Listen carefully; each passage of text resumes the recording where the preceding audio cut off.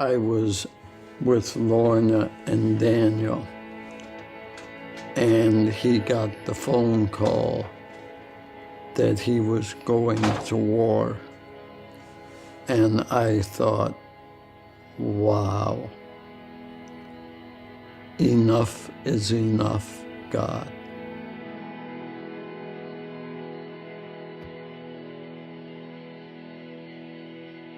We got in and drove an hour and a half, which was the longest drive I've ever taken.